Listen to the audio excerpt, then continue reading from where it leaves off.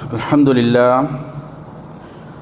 لله نحمده ونستعينه ونستغفره ونعوذ بالله من شرور أنفسنا ومن سيئات أعمالنا من يهده الله فلا مضل له ومن يضلل فلا هادي له وأشهد أن لا إله إلا الله وحده لا شريك له وأشهد أن محمدا عبده ورسوله صلى الله على نبينا محمد وآله وصحبه أجمعين. أعوذ بالله من الشيطان الرجيم. يا أيها الذين آمنوا اتقوا الله حق تقاته ولا تموتن إلا وأنتم مسلمون. يا أيها الناس اتقوا ربكم الذي خلقكم من نفس واحدة وخلق منها زوجها وبث منهما رجالا كثيرا ونساء واتقوا الله الذي تساءلون به والأرحام إن الله كان عليكم رقيبا. يا أيها الذين آمنوا اتقوا الله وقولوا قولا سديدا يصلح لكم أعمالكم ويغفر لكم ذنوبكم ومن يطع الله ورسوله فقد فاز فوزا عظيما. أما بعد فإن أصدق الحديث كتاب الله وخير الهدي هدي محمد صلى الله عليه وسلم وشر الأمور محدثاتها وكل محدثة بدعة وكل بدعة ضلالة وكل ضلالة في النار. ബഹുമാനമുള്ള സഹോദരങ്ങളെ, സത്യവിശ്വാസികളെ, അള്ളാഹുവിനെ തഖ്വ ചെയ്ത് സൂക്ഷ്മതയും ക്രമവും ചിട്ടയുമാർന്ന ജീവിതം നയിക്കാൻ എന്നോടും നിങ്ങൾ ഓരോരുത്തരോടും വസിയ്യത്ത് ചെയ്യുന്നു, ഉണർത്തുന്നു. മരിക്കുവോളം അള്ളാഹുവിൻ്റെ തൃപ്തിയിലായി പൊരുത്തത്തിലായി ജീവിക്കാൻ അള്ളാഹു നാം എവർക്കും നല്ല തൗഫീക്ക് നൽകട്ടെ. ഹക്ക് ഹക്കായി മനസ്സിലാക്കാനും അതിനെ മാത്രം പിന്തുടരാനും ബാത്തുലാണെന്നറിഞ്ഞ് അതിനെ വർജിക്കാനും അള്ളാഹു നാം എവർക്കും നല്ല തൗഫീക്ക് നൽകട്ടെ. റസൂൽ സല്ലല്ലാഹു അലൈഹി വസല്ലം പരിശുദ്ധ റമദാൻ ആഗതമായാൽ സത്യവിശ്വാസികൾക്ക് സന്തോഷവാർത്ത അറിയിക്കുമായിരുന്നു. ഹദീസുകളിൽ കാണാം, നബി സല്ലല്ലാഹു അലൈഹി വസല്ലം പറഞ്ഞു, അതാകും ഷഹ്റു റമദാൻ, നിങ്ങളിലേക്ക് റമദാൻ മാസം ആഗതമായിരിക്കുകയാണ്. അതിൻ്റെ പ്രത്യേകത ഷഹ്റുൻ മുബാറക്, അനുഗ്രഹങ്ങൾ നിറഞ്ഞ മാസമാണത്. ബറക്കത്തുടയതായ മാസമാണ്. ബറക്കത്ത് എന്ന് പറഞ്ഞാൽ വർധനവുള്ള കാര്യങ്ങൾക്കാണ്, ധാരാളം ലഭിക്കുന്നതിനാണ് വർധനവ് എന്ന് ബറക്കത്ത് എന്ന് പറയണത്. പരിശുദ്ധ റമദാനിൽ ധാരാളം ഖൈറുകളുണ്ട്, നന്മകളുണ്ട്. അങ്ങനെ നന്മകൾ കൊണ്ട് വർദ്ധിച്ചതായ മാസമാണ്. എന്നിട്ട് നബി സല്ലല്ലാഹു അലൈഹി വസല്ലമ അതിൻ്റെ നിയമങ്ങൾ പഠിപ്പിച്ചു കൊടുക്കുന്നുണ്ട്. നിങ്ങൾക്ക് ഇതിൽ അല്ലാഹു സുബ്ഹാനഹു വ തആല നോമ്പിന് നിർബന്ധമാക്കിയിട്ടുണ്ട്. അതേപോലെ സ്വർഗത്തിൻ്റെ വാതിലുകൾ തുറക്കപ്പെടും, നരകത്തിൻ്റെ വാതിലുകൾ അടയ്ക്കപ്പെടും, ധിക്കാരികളായ ഷൈത്വാന്മാരെ ചെങ്ങലക്കിടും എന്ന് തുടങ്ങി നബി സല്ലല്ലാഹു അലൈഹി വസല്ലം അതിൻ്റെ ശ്രേഷ്ഠതകൾ വിവരിച്ചു കൊടുക്കും. ആ ഹദീസിൻ്റെ ഒടുക്കത്തിൽ കാണാം, വഫീഹി ലൈലത്തുൻ ഹിയ ഖൈറും മിൻ അൽഫി ഷഹർ, അതിൽ ഒരു മാസമുണ്ട്, ഒരു രാത്രിയുണ്ട്, 1000 മാസങ്ങളെക്കാൾ അത് ശ്രേഷ്ഠമാണ്. മൻ ഹുരിമ ഖൈറഹ, ആ രാത്രിയുടെ നന്മയെ ആർക്കാണോ തടയപ്പെടുന്നത്, ഫഖദ് ഹുരിം, അവന് സകല നന്മകളും തടയപ്പെട്ടവനാണ് എന്ന് നബി സല്ലല്ലാഹു അലൈഹി വസല്ലം പറഞ്ഞു. അള്ളാഹുവിൻ്റെ വലിയ ഫضലാണ്, ഔദാര്യമാണ് പരിശുദ്ധ റമദാനിൽ ഈമാനോടെ വിശ്വാസം മുറുകെ പിടിച്ചുകൊണ്ട് ജീവിക്കാൻ സാധിക്കുക എന്നത് അള്ളാഹു സത്യവിശ്വാസികൾക്ക് നൽകുന്ന വലിയ അനുഗ്രഹമാണ്. റമദാനിന് വേണ്ടി സലഫുകൾ മാസങ്ങളോളം കാത്തിരിക്കുമായിരുന്നു എന്നാണ്. അതുകൊണ്ട് നാം എത്തിയിരിക്കുന്ന ഈ മാസം, ഇതിലോരോ നിമിഷങ്ങളും നാം ഉപയോഗപ്പെടുത്തേണ്ടതുണ്ട്. വെറുതെ കളിയും തമാശയുമായി തള്ളിക്കളയേണ്ട ദിനരാത്രങ്ങളല്ല നമ്മുടെ മുന്നിലുള്ളത്. വളരെ ഗൗരവത്തോടെ കൃത്യമായി ചിട്ടയോടെ ഇബാദാത്തുകൾ ചെയ്യേണ്ട, ശ്രദ്ധിക്കേണ്ട മണിക്കൂറുകളാണ്, നിമിഷങ്ങളാണ് നമ്മുടെ മുന്നിലുള്ളത്. അതുകൊണ്ട് തന്നെ നബി സല്ലല്ലാഹു അലൈഹി വസല്ലമ പറഞ്ഞത് കാണാം, വറഗിമു അൻഫു റജുലി, ഒരു മനുഷ്യൻ്റെ മുഖം, അവൻ്റെ മൂക്ക് മണ്ണിൽ പതിക്കട്ടെ, അവൻ നശിച്ചു പോകട്ടെ എന്നർത്ഥം. എന്താണ് അവൻ്റെ പ്രത്യേകത? ദഖല അലൈഹി റമദാൻ, അവനിലേക്ക് റമദാൻ വന്നു. സുമ്മൻ സലഹ്, അങ്ങനെ അതിൻ്റെ ദിനങ്ങൾ, അതിലെ ഓരോ സമയവും പിന്നിട്ട് റമദാൻ അവസാനിച്ചു. പക്ഷേ ഖബ്ല അൻ യുഗ്ഫറ ലഹ്, അവന് പാപമോചനം ലഭിക്കപ്പെടുന്നതിന് മുമ്പേ റമദാൻ അവനിൽ നിന്ന് വിട പറഞ്ഞു പോയി. എന്നാൽ അവൻ്റെ മൂക്ക് മണ്ണിൽ പതിക്കട്ടെ, അവൻ നശിച്ചു പോകട്ടെ എന്ന് നബി സല്ലല്ലാഹു അലൈഹി വസല്ലം പറഞ്ഞു. അപ്പോൾ പരിശുദ്ധ റമദാൻ നമ്മിലേക്ക് വന്നിട്ട് നമുക്ക് പാപമോചനം ലഭിക്കാതെയാണ് അത് വിട പറഞ്ഞു പോകുന്നത് എങ്കിൽ വളരെ ഗൗരവമാണ്. റമദാനിൽ അള്ളാഹുവിൻ്റെ മഗ്ഫിറത്ത് നമുക്ക് നേടിയെടുക്കാൻ സാധിക്കണം. അള്ളാഹുവിൻ്റെ ബറക്കത്തുകൾ, റഹ്മത്തുകൾ, നമുക്ക് നരകമോചനം, ഇതെല്ലാം വാഗ്ദാനം നൽകപ്പെട്ടിരിക്കുന്നതായ മാസമാണ്. ഇതെങ്ങനെയാണ് നമുക്ക് നേടിയെടുക്കാൻ സാധിക്കുക? റമദാനിൽ അള്ളാഹു സുബ്ഹാനഹു വ തആല നിയമമാക്കിയിരിക്കുന്ന ചില ഇബാദത്തുകളുണ്ട്. അത് ചിലത് പ്രവർത്തിക്കേണ്ടവകളാണ്, ശരീരം കൊണ്ട് പ്രവർത്തിക്കേണ്ടവകളാണ്, ചിലത് ഹൃദയം കൊണ്ട് പ്രവർത്തിക്കേണ്ടതാണ്. ഇങ്ങനെയുള്ള ഇബാദത്തുകൾ ചിട്ടയോടെ നിർവഹിക്കുന്നതിലൂടെയാണ് ഇതിൽ പറയപ്പെട്ടിരിക്കുന്ന പ്രതിഫലങ്ങൾ നമുക്ക് നേടിയെടുക്കാൻ സാധിക്കുക.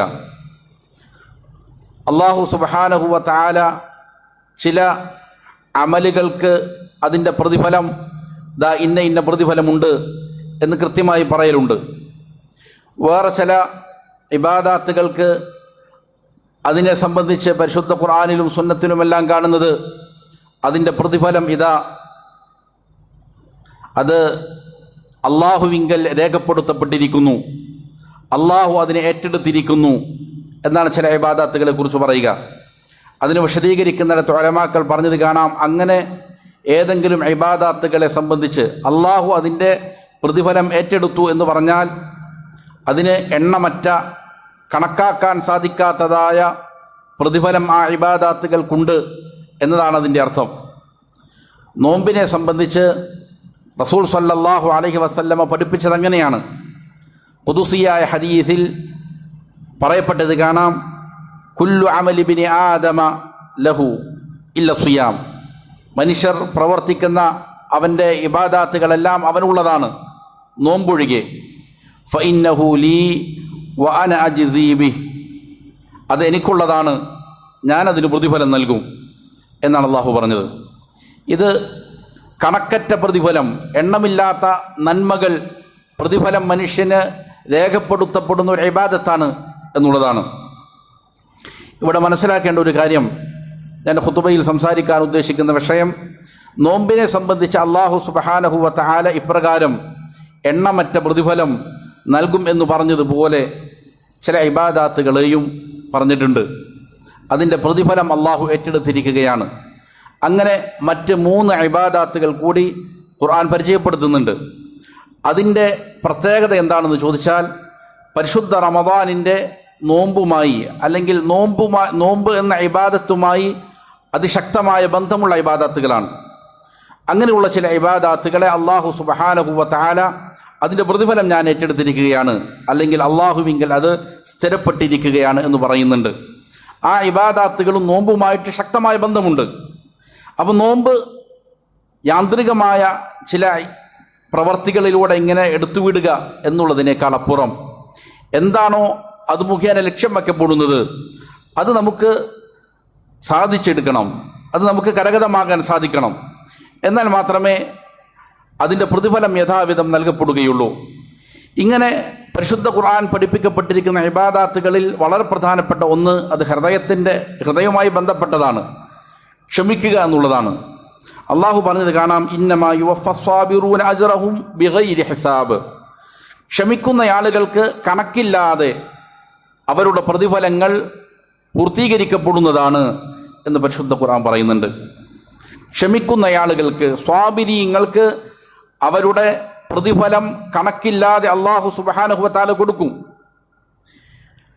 ക്ഷമയും നോമ്പുമായി അതിശക്തമായ ബന്ധമുണ്ടെന്നാണ് ഉലമാക്കൾ പഠിപ്പിക്കുന്നത്. എന്നല്ല, റസൂൽ സല്ലല്ലാഹു അലൈഹി വസല്ലമയുടെ ഹദീസിൽ തന്നെ അത് സ്ഥിരപ്പെട്ടു വന്നിട്ടുണ്ട്. സൗമു ഷഹരി സബർ, സബറിൻ്റെ മാസത്തിലെ നോമ്പ് എന്ന് ഹദീസിൽ കാണാൻ സാധിക്കും. ക്ഷമയുടെ മാസത്തിലെ നോമ്പ് എന്നതുകൊണ്ട് ഉദ്ദേശിക്കുന്നത് റമദാനിലെ നോമ്പാണ്. റമദാനിനെ നബി സല്ലല്ലാഹു അലൈഹി വസല്ലമ ക്ഷമയുടെ മാസം എന്ന് പ്രത്യേകം പേരിട്ടിരിക്കുകയാണ്.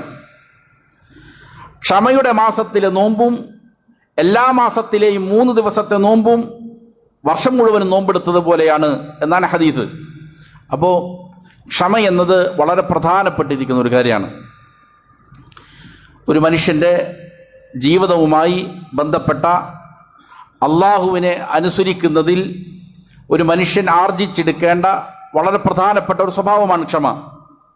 ക്ഷമയെ ഉലമാക്കൾ 3ആയി വേർതിരിക്കുന്നുണ്ട്. ആ 3 ഇനങ്ങളും നോമ്പുമായി ബന്ധപ്പെട്ടതാണ്. ഒന്ന്, അള്ളാഹുവിന് അനുസരിക്കുന്ന കാര്യത്തിൽ അതിയായ ക്ഷമ ആവശ്യമാണ്. നല്ല ക്ഷമയുള്ള ആളുകൾക്ക് കൃത്യമായി ഇബാദാത്തുകളിൽ മുഴുകാൻ സാധിക്കുകയുള്ളൂ. ഇസ്തിഖാമത്തോടെ നൈരന്തര്യം സ്ഥായിയായി അള്ളാഹുവിൻ്റെ അനുസരണയിൽ കഴിഞ്ഞുകൂടണമെങ്കിൽ നല്ല ക്ഷമ വേണം. കൃത്യമായി നമസ്കരിക്കണം, കൃത്യമായി സക്കാത്ത് കൊടുക്കണം, കൃത്യമായി നോമ്പെടുക്കണം, ഖുർആൻ പാരായണം ചെയ്യണം, മാതാപിതാക്കളെ അനുസരിക്കണം. ഇങ്ങനെ അള്ളാഹു കൽപ്പിച്ചിരിക്കുന്ന കാര്യങ്ങൾ കൃത്യതയോടെ ചെയ്യാൻ ഏറ്റവും അധികം ആവശ്യമുള്ള ക്ഷമയാണ്. അതേപോലെ പാപങ്ങളിൽ നിന്ന് വിട്ടുനിൽക്കണം, അതാണ് ക്ഷമയുടെ 2ാമത്തെ ഇനം. അതേപോലെ പ്രയാസങ്ങൾ വന്നാൽ നബി സല്ലല്ലാഹു അലൈഹി വസല്ലം പറഞ്ഞിട്ടുണ്ട്, തിന്മകളിൽ നിന്ന് മാറി നിൽക്കാതെ നോമ്പെടുത്താൽ അതുകൊണ്ട് യാതൊരു കാര്യമില്ല. പലപ്പോഴും ആളുകൾ നോമ്പെടുക്കുന്നു, പല തിന്മകളും അതിന് കൂടെ ചെയ്യുന്നു. എത്രത്തോളം എന്നാൽ ഇസ്ലാമിൽ നിന്ന് പുറത്തു പോകുന്ന കാര്യങ്ങൾ വരെ സംഭവിക്കുന്നുണ്ട്. നഊദുബില്ല, വളരെ അപകടം പിടിച്ചിരിക്കുന്ന കാര്യമാണ്. തിന്മ എന്ന് പറഞ്ഞാൽ നിരോധിച്ച ഒരു കാര്യം ചെയ്യുക എന്നുള്ളത് മാത്രമല്ല, കൽപ്പിക്കപ്പെട്ട കാര്യം ഉപേക്ഷിക്കുന്നതും തിന്മയാണ്. കൽപ്പിക്കപ്പെട്ട കാര്യം ഒരാൾ ഉപേക്ഷിക്കുന്നു, അത് തിന്മയാണ്. 5 നേരം നമസ്കരിക്കാൻ പറഞ്ഞിട്ടുണ്ട്, നമസ്കരിക്കുന്നില്ല എങ്കിൽ അത് തിന്മയാണ്. തിന്മയാണെന്ന് മാത്രമല്ല, കുഫറിൽ വരെ എത്തും. ഒരാൾ നോമ്പെടുക്കുന്നുണ്ട് പക്ഷെ നമസ്കരിക്കുന്നില്ല. നോമ്പ് മുറിയുന്ന കാര്യങ്ങളിൽ ഒന്നാമതായി പല ഉലമാക്കളും എണ്ണിയത് റിദ്ദത്താണ്, ഇസ്ലാമിൽ നിന്ന് പുറത്തു പോവുക എന്നുള്ളതാണ്. കാരണം ഒരാളുടെ കർമ്മം സ്വീകരിക്കണമെങ്കിൽ വിശ്വാസം അനിവാര്യമാണ്. ഒരാൾക്ക് റിദ്ദത്ത് സംഭവിച്ചാൽ, ഇസ്ലാമിൽ നിന്ന് പുറത്തു പോയാൽ പിന്നെ അവൻ്റെ കർമ്മങ്ങൾ സ്വീകാര്യമല്ല. ഒരാൾ നോമ്പെടുക്കുന്നുണ്ട് പക്ഷേ ഫർദായ നമസ്കാരം നിർവഹിക്കുന്നില്ല. അലസമായി കൊണ്ടാണെങ്കിൽ പോലും ഒരു നേരത്തെ നമസ്കാരം ഉപേക്ഷിച്ചാൽ മറന്നുകൊണ്ടല്ല, മനഃപൂർവ്വം തന്നെ അവൻ അതിന് വേണ്ട എന്ന് വെച്ച് ഉപേക്ഷിച്ച് കളഞ്ഞു. എന്നാൽ പ്രബലമായ പക്ഷം അവൻ കാഫിറായി എന്നാണ്. അപ്പം നോമ്പെടുക്കുന്നുണ്ട്, നമസ്കരിക്കുന്നില്ല, അതുകൊണ്ട് യാതൊരു കാര്യവുമില്ല. അപ്പോൾ ഇത് വിശ്വാസികൾ ശ്രദ്ധിക്കേണ്ട കാര്യമാണ്. അതേപോലെ തന്നെ ജമാഅത്ത് നമസ്കാരം നഷ്ടപ്പെടുത്തുന്നു.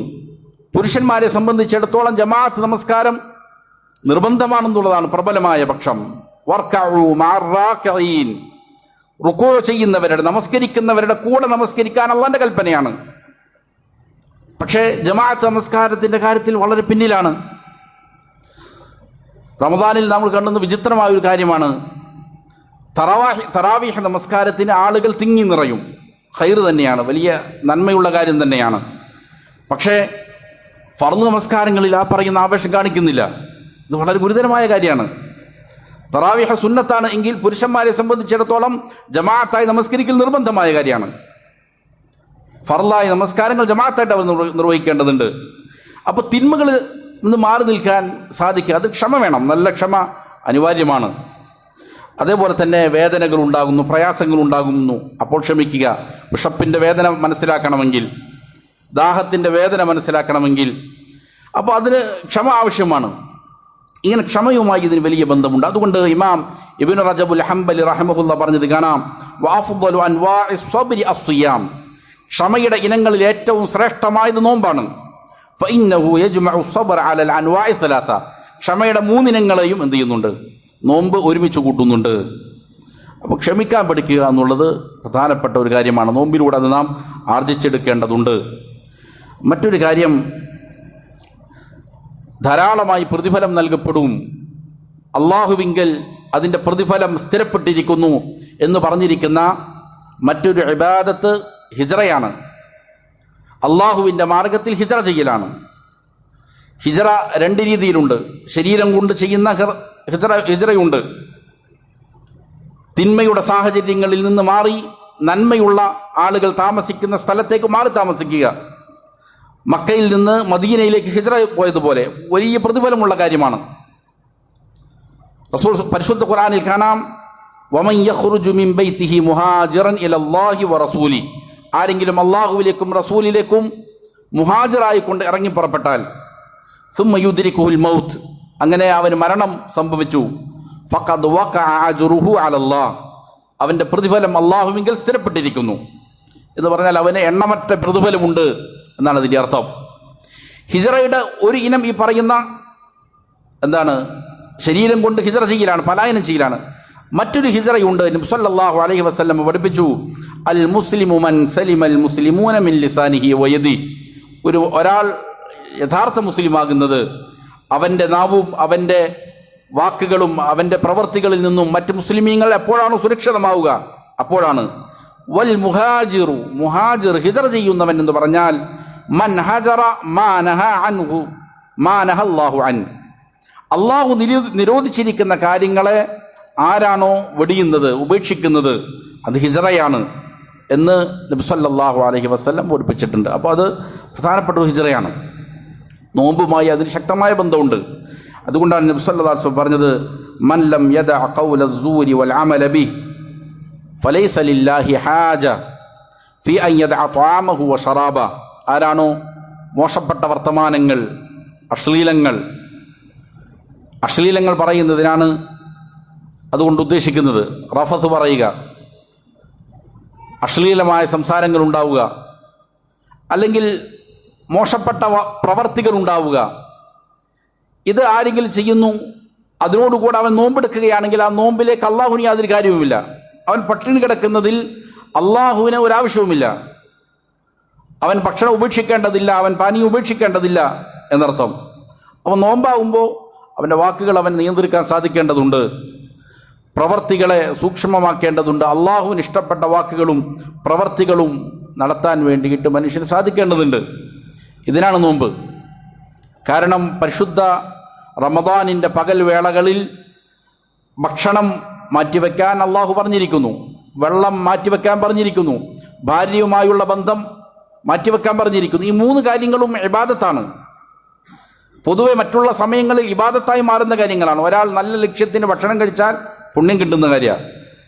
ഭാര്യയുമായി ബന്ധപ്പെട്ടു, അത് പ്രതിഫലാർഹമായ കാര്യമാണ്, അവന് നല്ല ഉദ്ദേശമാണ് എങ്കിൽ, അവൻ്റെ ഈമാൻ സംരക്ഷിക്കാൻ വേണ്ടിയിട്ടാണ് എങ്കിൽ അതുകൊണ്ട് പ്രതിഫലം കിട്ടുന്ന കാര്യമാണ്. അപ്പോൾ ഇങ്ങനെ വെള്ളം ഉപേക്ഷിക്കുക, ഭാര്യയുമായുള്ള ബന്ധം ഉപേക്ഷിക്കുക എന്നുള്ളതല്ല ഇതിൻ്റെ ലക്ഷ്യം.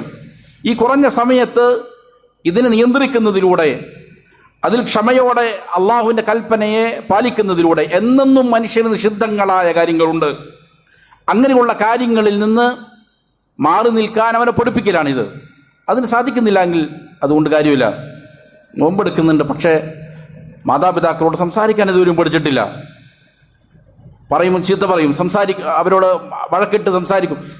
ഏറ്റവും ചെറിയ രീതിയിലുള്ള ഇടപാടുകൾ വരെയും, മനസ്സിന് വിമഷ്ടമുണ്ടാക്കുന്ന, വെറുപ്പുണ്ടാക്കുന്ന ഒരു പ്രവൃത്തി വരെയും മാതാപിതാക്കളോട് പാടില്ല എന്ന് കൃത്യമായി ഖുർആൻ പറയുന്നുണ്ട്. വൻപാപങ്ങളിൽ പെടുമെന്നാണ്. പക്ഷെ അതിന് നമുക്ക് സാധിക്കുന്നില്ല. അയൽവാസികളോട് പെരുമാറാൻ നമ്മൾ ഇതുവരെയും പഠിച്ചിട്ടില്ല. സാമ്പത്തികമായ ഇടപാടുകളിൽ വരുന്ന അതിക്രമങ്ങൾ, ഇത് മാറ്റിവെക്കാൻ നമുക്ക് സാധിക്കുന്നില്ല. പക്ഷെ നമ്മൾ എന്ത് ചെയ്യുന്നു? നോമ്പെടുക്കുന്നു, ചിലപ്പോൾ ഒന്നാമത്തെ സഫിൽ തന്നെ നമസ്കരിക്കുന്നു, ഹജ്ജ് ചെയ്യുന്നു, ഉംറ ചെയ്യുന്നു. അതല്ല, അപ്പം നോമ്പ് കൊണ്ട് ഇത് നേടിയെടുക്കാൻ നമുക്ക് സാധിക്കേണ്ടതുണ്ട്. അള്ളാഹു അതിനുള്ള നല്ല തൗഫീക്ക് നൽകട്ടെ. വഖൂലു ഖൗലി ഹാദാ വഅസ്തഗ്ഫിറുല്ലാഹ ലി വലക്കും ഫസ്തഗ്ഫിറൂ ഇന്നഹു ഹുവൽ ഗഫൂറുർ റഹീം.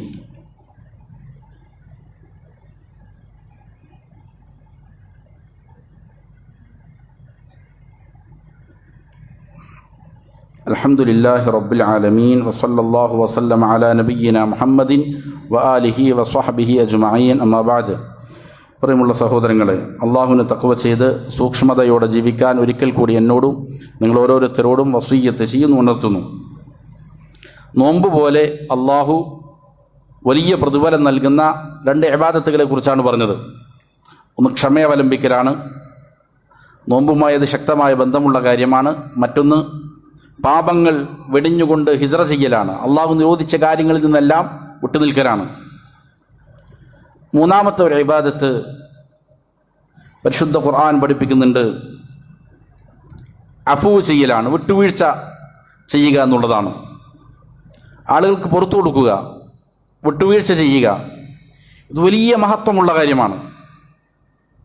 പരിശുദ്ധ ഖുർആൻ അതിന് വലിയ സ്ഥാനമാണ് നൽകിയിരിക്കുന്നത്. റമദാനിൽ നമുക്ക് ധാരാളം ചൊല്ലിപ്പറയാനൊന്നും പഠിപ്പിച്ചിട്ടില്ല. ചിലപ്പോൾ ചില മെസ്സേജുകളെല്ലാം കാണലുണ്ട്, റമദാനിൻ്റെ 1-ാമത്തെ രാത്രിയിൽ പറയേണ്ടത്, 2-ാമത്തെ രാത്രിയിൽ, 3-ാമത്തെ രാത്രിയിൽ, അല്ലെങ്കിൽ ആദ്യത്തെ 10-ന്, 2-ാമത്തെ 10-ന്, 3-ാമത്തെ 10-ന്, ഇങ്ങനെ കുറേ കാര്യങ്ങളിങ്ങനെ ആളുകൾ പ്രചരിപ്പിക്കുന്നത് കാണാം. അധികവും വസ്തുതയ്ക്ക് വിരുദ്ധമായതാണ്. വളരെ കുറച്ച് കാര്യങ്ങൾ മാത്രമേ ചൊല്ലിപ്പറയാൻ റമദാനിൽ എന്ത് ചെയ്തിട്ടുള്ളൂ, പ്രത്യേകമായി വന്നിരിക്കുന്ന പ്രാർത്ഥനയുള്ളൂ. അതിലൊന്ന് ഇതാണ്, അല്ലാഹുമ്മ ഇന്നക അഫുവ്വുൻ തുഹിബ്ബുൽ അഫ്വ ഫഅഫു അന്നി. ഇതാണ്. മറ്റൊന്ന്, നോമ്പ് തുറക്കുന്ന സമയത്ത് റഹബവ്വമഉ വബതല്ലത്തിൽ ഉറൂഖു വസബത്തൽ അജ്റു ഇൻഷാ അല്ലാഹ് എന്നുള്ള പ്രാർത്ഥനയുണ്ട്. അതല്ലെങ്കിൽ മറ്റുള്ള പൊതുവെയുള്ള ദിക്റുകൾ പറയുക എന്നുള്ളതാണ്, ഖുർആൻ പാരായണം ചെയ്യുക, അതുപോലുള്ള കാര്യങ്ങളേ ഉള്ളൂ. എന്നാൽ ഈ പ്രാർത്ഥന സ്ഥിരപ്പെട്ടു വന്നതാണ്. ലൈലത്തുൽ ഖദറിനെ പ്രതീക്ഷിക്കുന്ന രാത്രികളിൽ അല്ലാഹുമ്മ ഇന്നക അഫുവ്വുൻ തുഹിബ്ബുൽ അഫ്വ ഫഅഫു അന്നി, അല്ലാഹുവേ നീ വിട്ടുവീഴ്ച ഇഷ്ടപ്പെടുന്നവനാണ്, നീ വിട്ടുവീഴ്ച ചെയ്യുന്നവനാണ്, ധാരാളമായി കൊണ്ട് അത് ഇഷ്ടപ്പെടുന്നവനാണ്, എനിക്ക് നീ വിട്ടുവീഴ്ച ചെയ്യണം എന്നുള്ള പ്രാർത്ഥന.